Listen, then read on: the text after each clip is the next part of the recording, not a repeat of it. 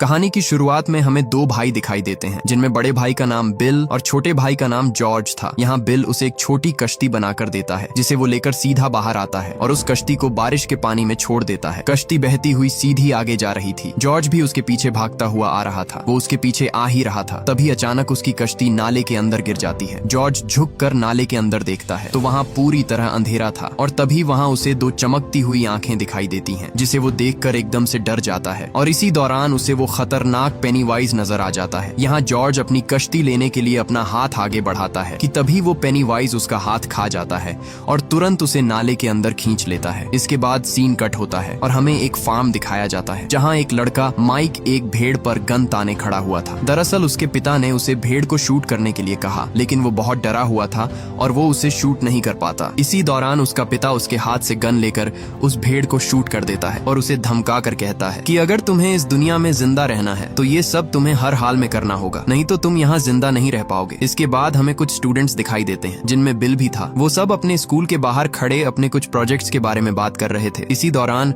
वहाँ एक औरत स्कूल के बाहर खड़ी अपनी बेटी के आने का इंतजार कर रही थी, जो कि पिछले पूरे एक हफ्ते से गायब है और अभी तक उसकी माँ उसके आने की आस में खड़ी थी। तभी वहाँ एक बदमाश लड़कों का ग्रुप आकर वहाँ बिल के दोस्तों को तंग करने लगते हैं। ये देखकर बिल उन्हें जोर से चिल्लाकर कहता है, तुम सब बहुत पछताओगे। इसलिए ये सुनकर वहाँ एक लड़का हेनरी आकर उससे कहता है कि मैंने तुम्हें तुम्हारे भाई की वजह से छोड़ दिया, लेकिन अब नहीं छोड़ूंगा। तभी वो वहाँ कुछ पुलिस वालों को खड़ा देखकर उसे छोड़कर वहाँ से चला जाता है। इसके बाद बिल सीधा अपने घर आता है, जहाँ वो अपने भाई की वजह से बहुत दुखी था। वो एक डमी पुतले को लेकर एक पाइप में डालकर ऊपर से पानी को छोड़ देता है, जिससे वो डमी पुतला बहता हुआ सीधा उस पाइप से बाहर आ जाता है। ये देखकर वो अपने डैड को बताता है कि इसी तरह मेरा भाई जॉर्ज भी उस दिन बारिश के पानी में बहता हुआ कहीं दूर चला गया होगा और मुझे लगता है शायद वो अभी भी जिंदा है। आगे से उसका डैड उस पर गुस्से होकर कहता है कि अब जॉर्ज हमारे दरमियान नहीं रहा और तुम भी उसे भूल जाओ, क्योंकि वो अब हमें कभी भी नहीं मिलेगा और वो मर चुका है। इधर माइक भेड़ों का गोश्त बेचने के लिए शहर आता है कि तभी उसे वही बदमाश लड़के दिखाई देते हैं जो वहाँ उसके पीछे आ रहे थे। ये देखकर वो तुरंत वहाँ छुप जाता है और किसी तरह वो उनसे बच जाता है। वो गोश्त निकाल ही रहा था, तभी वहाँ उसे दरवाजे के हिलने की आवाज आती है और इसी दौरान उस दरवाजे से बहुत सारे अजीब से हाथ बाहर निकलने की कोशिश कर रहे थे और तभी वहाँ वो दरवाजा अपने आप खुल जाता है और वहाँ उसे उसी पेनीवाइज की परछाई दिखाई देती है। वो उसे अपने काबू में करने की कोशिश कर रहा था। ये देखकर उसके पैरों तले जमीन ही खिसक जाती है, लेकिन इसी दौरान वही बदमाश लड़के वहाँ आ जाते हैं और वो बदमाश लड़का हेनरी उसे इस शहर से बाहर निकलने को कहकर चला जाता है। इसके बाद हमें बिल का एक दोस्त स्टैन दिखाया जाता है, जो अपनी एक बुक रख ही रहा था। तभी उसके कमरे का दरवाजा खुलने लगता है और तभी वहाँ एक पेंटिंग में से एक अजीब सी औरत बाहर निकल आती है, जिसे देखकर उसके होश ही उड़ जाते हैं और वो तुरंत वहाँ से भाग जाता है। इधर हमें बेन दिखाया जाता है, जो स्कूल लाइब्रेरी में एक बुक पढ़ रहा था, जिसमें उसी पेनीवाइज के बारे में लिखा हुआ था। यहाँ उसे पता चलता है कि हर 27 साल बाद पेनीवाइज बहुत सारे बच्चों को मार डालता है और उन्हें गायब कर देता है। यहाँ वो किताब पढ़ ही रहा था, तभी वहाँ उसे पीछे से एक लाल रंग का गुब्बारा उड़ता हुआ दिखाई देता है। वो उसके पीछे पीछे आता है और कुछ ही आगे आने पर उसे अजीब से अंडे पड़े हुए दिखाई देते हैं। वो उनका पीछा करते करते एक कमरे में आ जाता है और जैसे ही वो उस अंडे को उठाता है तो वहाँ एकदम से सब लाइट्स ऑन ऑफ होने लगती हैं और तभी वो देखता है तो सीढ़ियों से एक अजीब सा दिखने वाला सरकटा बच्चा आ रहा था। वो उसे पकड़ने के लिए उसका पीछा करता है। ये कोई और नहीं बल्कि वही पेनीवाइज ही था। बेन जैसे तैसे करके वहाँ से भाग निकलता है और कुछ ही आगे आने पर उसे वही बदमाश लड़के पकड़ लेते हैं। वो उसे मारने ही वाले थे। तभी वहाँ से एक गाड़ी गुजरती है और गाड़ी के पीछे वही लाल रंग का गुब्बारा दिखाई देता है, जो कि उसी पेनीवाइज का था। मतलब वो हर जगह लोगों के बच्चों को अपने काबू में कर रहा था। इधर वो बदमाश लड़का हेनरी बेन के पेट पर एक लेटर एच लिख देता है, लेकिन तभी बेन उसे लात मारकर वहाँ से अपनी जान बचाकर भाग जाता है। वो उसका पीछा करते हैं, लेकिन वो वहाँ से दूर भाग जाता है। यहाँ बिल और उसके दोस्त उसके भाई जॉर्ज को वहाँ उस नाले के एंड पर देखने के लिए आए हुए थे, क्योंकि बिल को अभी भी लगता है कि उसका भाई जिंदा है और वो यहीं कहीं होगा। ढूंढते ढूंढते बिल को वहाँ एक जूता मिलता है, जो जॉर्ज का नहीं था। दरअसल ये उसी औरत की बेटी का जूता था, जो उस दिन अपनी बेटी को स्कूल के पास ढूंढ रही थी। मतलब वो भी उस पेनीवाइज का शिकार बन चुकी है। यहाँ रिची उन सबसे कहता है कि हमें और आगे नहीं जाना चाहिए, क्योंकि अब हमारी जान को खतरा है। क्या पता वो खतरनाक पेनीवाइज अंदर जाते ही हमें जान से मार डाले। तभी वहाँ बेन पहुँच जाता है और वो उसे सीधा मेडिकल स्टोर ले आते हैं, लेकिन वहाँ और दवा लेने के लिए उनके पास पैसे कम पड़ जाते हैं। लेकिन तभी वहाँ बेवर्ली आ जाती है और बिल उसे बताता है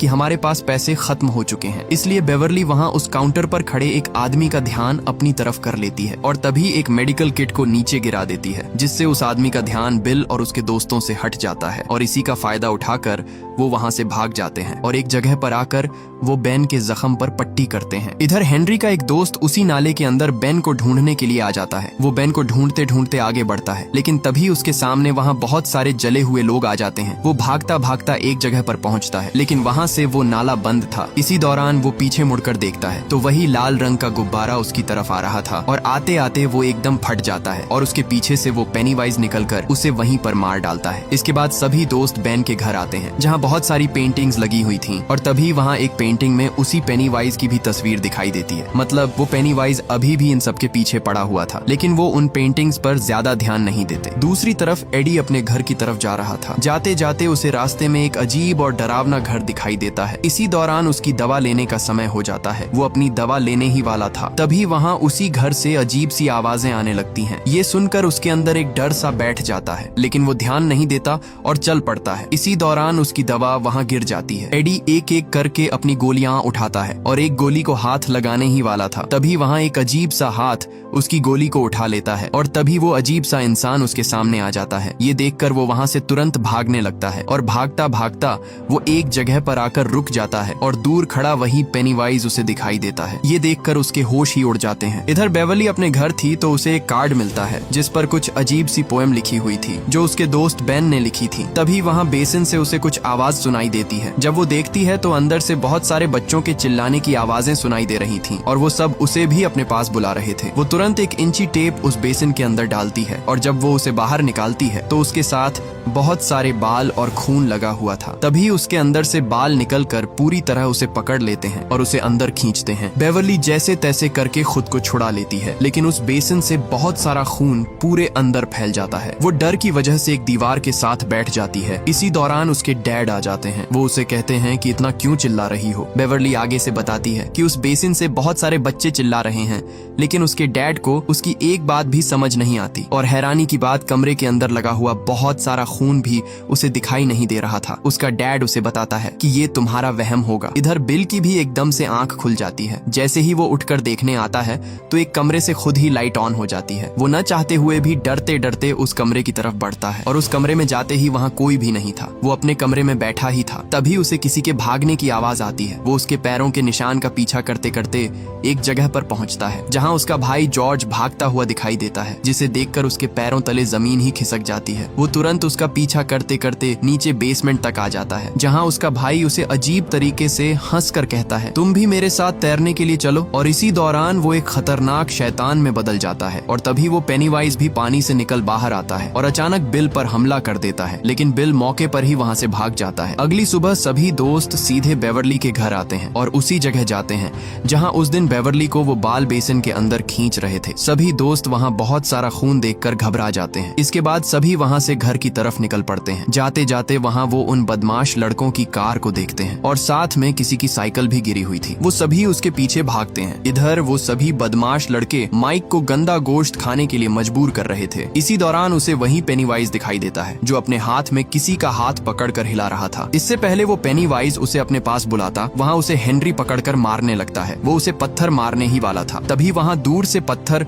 उसके सिर पर आ लगता है, जो कोई और नहीं बल्कि माइक के दोस्त थे। दोनों ग्रुप आपस में एक दूसरे को पत्थरों से मारने लगते हैं। यहाँ बिल और उसके दोस्तों ने उन बदमाश लड़कों पर इतने पत्थर बरसाए कि वो मौके पर ही वहाँ से भाग निकले। इसके बाद वो एक जगह पर आते हैं जहाँ उन्हें बहुत सारे लोगों के मिसिंग पोस्टर दिखाई देते हैं। मतलब उस पेनीवाइज ने अपना जाल फैलाकर सबको एक एक करके मारना शुरू कर दिया है। यहाँ बेन सबसे कहता है कि मैं उस दिन स्कूल लाइब्रेरी में एक बुक पढ़ रहा था जिसमें इसी हादसे के बारे में लिखा हुआ था कि हर 27 साल बाद सभी बच्चे एक एक करके गायब होने लगते हैं और ये घटना फिर 27 साल बाद शुरू हो जाती है, जिसमें कोई भी बच्चा उस पेनीवाइज का शिकार बन जाए तो वो उसे जिंदा नहीं छोड़ता। ये सुनकर अब बिल को समझ आने लगती है कि उसका भाई जॉर्ज भी उसी पेनीवाइज का शिकार बन चुका है। इसके बाद सभी दोस्त बिल के घर आते हैं जहाँ वो एक मैप लगाता है जिसमें उन्हें पूरे शहर डेरी का मैप दिखाई देता है। यहाँ बिल उन्हें इशारा करके बताता है कि जहाँ मैंने क्रॉस का निशान लगाया है वहाँ से मेरा भाई जॉर्ज गायब हुआ था। मतलब जो कोई भी गायब हो रहा है वो जगह गटर से जुड़ी हुई है और सभी गटर्स वेल हाउस में जाकर मिलते हैं और मेरा भाई भी मेरे घर के पास एक गटर से ही गायब हुआ था। बिल सबसे कहता है कि ये वेल हाउस ही वो जगह है जहाँ वो पेनीवाइज रहता है। इसी दौरान एडी सबसे कहता है कि मैंने भी उस दिन पेनीवाइज को उसी घर में ही देखा था और वहाँ मुझे एक अजीब सा दिखने वाला आदमी भी मिला था जो मेरे पीछे पड़ गया था मुझे पकड़ने के लिए। इसलिए अब वो डरने लगता है और कहता है कि अब हमें उसे भूल जाना चाहिए और उसके बारे में कभी भी बात नहीं करनी चाहिए। इसीलिए एडी गुस्से से वो मैप उतार देता है। इसी दौरान वहाँ वो प्रोजेक्टर भी खुद ही ऑन ऑफ होने लगता है और सभी तस्वीरें खुद ही बदलने लगती हैं और तभी एक तस्वीर से वही पेनीवाइज सामने आने लगता है, जिसे देखकर सभी दोस्त वहाँ अपने होश खो बैठते हैं। ये देखकर माइक तुरंत उस प्रोजेक्टर को लात मारकर नीचे गिरा देता है, लेकिन वो प्रोजेक्टर फिर भी खुद ब खुद ऑन होने लगता है और एकदम से वो पेनीवाइज उस तस्वीर से बाहर निकल आता है और उन पर भागकर हमला करता है। लेकिन तभी वहाँ बेन दरवाजा खोल देता है, जिससे वो पेनीवाइज वहाँ से गायब हो जाता है। वो सब सुकून का सांस लेते हैं और बिल सबसे कहता है कि अब मैं उसी जगह अपने भाई को ढूंढने के लिए जा रहा हूँ। इसलिए वो सब उसी डरावने घर के पास आ जाते हैं और कुछ दोस्त सीधे उस घर के अंदर चले आते हैं। वो आगे बढ़ ही रहे थे, तभी एडी को कुछ आवाज सुनाई देती है। इसी दौरान वहाँ उसे दरवाजा खुलता हुआ दिखाई देता है। वो वहाँ देख ही रहा था, लेकिन पीछे से दूसरा दरवाजा बंद हो जाता है। वो भाग कर आता है, लेकिन तभी वहाँ का रास्ता बीच से टूट चुका था। इसी दौरान उसके कंधे पर कोई हाथ रखता है और जब वो पीछे मुड़कर देखता है तो उसके सामने वही अजीब सा आदमी था, जिसे देख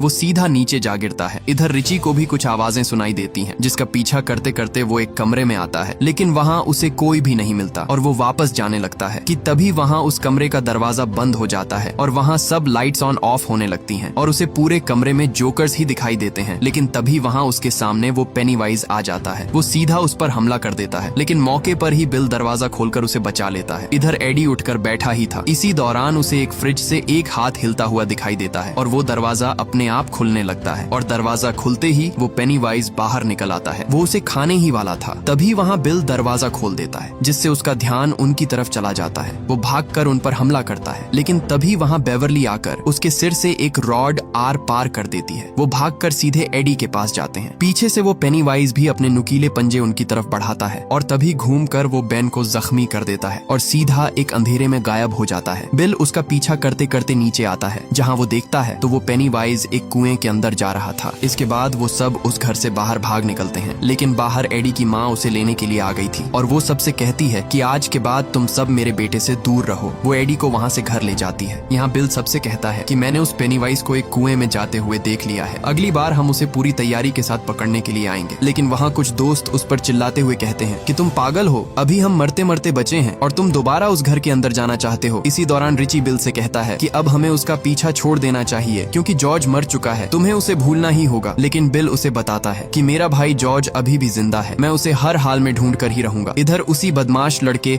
हेनरी को उसके घर के पास एक बॉक्स में वही लाल रंग का गुब्बारा बंधा हुआ मिलता है। वहाँ उसे एक लाल रंग का डिब्बा मिलता है, जिसे खोलते ही उसके अंदर एक चाकू था, जो कि उसी का अपना ही था। दरअसल जब उसने बेन के पेट पर एच लिखा था और बेन को पकड़ते समय उसके हाथ से गिर गया था। इसके बाद वो सीधा अपने डैड के पास आता है और आते ही वो चाकू अपने डैड की गर्दन पर रख देता है और साथ में ही टीवी पर एक वीडियो ऑन हो जाती है कि मार दो सबको। और उस वीडियो में भी पेनीवाइज साफ साफ दिखाई दे रहा था और इसी दौरान वो अपने डैड की गर्दन पर चाकू घोंप कर उसे वहीं पर मार डालता है और मारते ही वो सामने देखता है तो पेनीवाइज पूरी टीवी में आ चुका था। मतलब अब वो भी पूरी तरह उसके कब्जे में आ चुका था और यहाँ पेनीवाइज उसका दोस्त बन चुका है। अब वो उसके साथ मिलकर सबको मारने वाला था। इधर बेवरली का डैड भी उससे अजीब तरीके से बातें करने लगता है, जिसे देखकर बेवरली के अंदर खौफ बढ़ जाता है और तभी उसका डैड उस पर हमला कर देता है। बेवरली भागकर तुरंत एक बाथरूम का दरवाजा बंद कर देती है। उसका डैड उसे ढूंढते ढूंढते उस बाथरूम तक पहुंच जाता है और तभी वो उस दरवाजे को तोड़ देता है, लेकिन वहां उसे बेवरली नहीं मिलती। इसी दौरान वो पर्दा हटाता है तो आगे से बेवरली उसके मुंह पर सिंक दे मारती है, जिससे उसका डैड मौके पर ही बेहोश हो जाता है। वो वहां से पीछे मुड़ती ही है कि तभी आगे से उसे पेनीवाइज गले से पकड़ लेता है और उसे वहां से अपने साथ ले जाता है। इधर बिल बेवरली को ढूंढते ढूंढते उसके घर तक आ जाता है और एक जगह पर आकर वो देखता है तो बेवरली का डैड वहां पर मर चुका था और तभी वो ऊपर देखता है तो वहां ऊपर लिखा था you die if you try, जिसका मतलब था कि अगर तुमने कोशिश की तो तुम मारे जाओगे। ये देखकर उसके पैरों तले जमीन ही खिसक जाती है और वो वहां से भाग निकलता है। इधर एडी को बिल की कॉल आती है और वो उसे बताता है कि तुम्हें जैसे भी करके अभी और इसी वक्त हमारे पास आना होगा। इसीलिए एडी भी निकल पड़ता है, लेकिन तभी उसकी माँ उसे रोक लेती है और कहती है कि तुम अभी पूरी तरह ठीक नहीं हुए हो, इसलिए तुम बाहर नहीं जा सकते। वो अपनी माँ से कहता है कि आज आप मुझे नहीं रोक सकती, मैं हर हाल में अपने दोस्तों के पास जाकर ही रहूंगा। इसलिए वो भी वहाँ से निकल पड़ता है और यहाँ पूरे के पूरे 6 दोस्त